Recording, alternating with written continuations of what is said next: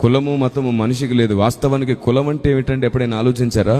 కులము మనిషి పుట్టుక నుంచి రాలేదు. కులము మనిషి రక్తములో లేదు. కులము మనిషి వృత్తిని బట్టి వచ్చింది. కానీ రక్తమును బట్టో పుట్టుకను బట్టో ఎవరికి ఏ పేరు రాదు, ఏ పేరు రాదు. అది కేవలం గుర్తింపు కోసం వచ్చిన పేర్లు మాత్రమే. దేవుడు ఎవరిని తక్కువ వారిగా చేయలేదు, ఎవరిని ఎక్కువ వారిగా చేయలేదు. అంటరాని వారిగా కొందరిని చేయలేదు, అందుకోలేనంత ఎత్తులో ఇంకొందరిని ఏమి చేయలేదు. దేవుడు అందరినీ తల్లి గర్భం నుండే పంపించాడు. తల్లి గర్భం పవిత్రం, బిడ్డ జన్మ పవిత్రం. దేవునికి స్తోత్రం కలుగునుగాక. కానీ మన హృదయం పవిత్రం కాదు, మన స్వభావం పవిత్రం కాదు. మనలో దేవుడు ప్రవేశపెట్టే ఆత్మ పవిత్రం. నేను అడుగుతున్నాను, ఏ ఆత్మకైనా కులముందా? దేవుడు ప్రవేశపెట్టే ఆత్మకు మతం ఉందా? ఈ శరీరంలోనికి వచ్చినాక అన్నిటినీ మనమే తగిలిస్తున్నామే. ఈ మాత్రం ఆలోచన లేదే. అనుశుద్ధాత్మ దేవుడు మీతో మాట్లాడుతున్నాడు ఈ మాట.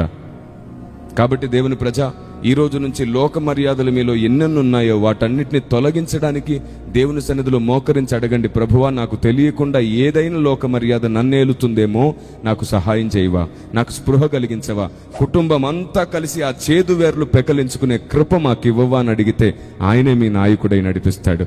ఆయనే మీ హృదయాన్ని ఆలోచింపజేస్తాడు. ఆయనే తన హస్తము మీ మీదుంచి నడిపించడం ప్రారంభిస్తాడు. దేవుని కొరకు బంగారు ముద్దలైతే ఆత్మదేవుడే మిమ్మల్ని చెక్కడం ప్రారంభిస్తాడు. దేవునికి స్తోత్రం కలుగునుగాక.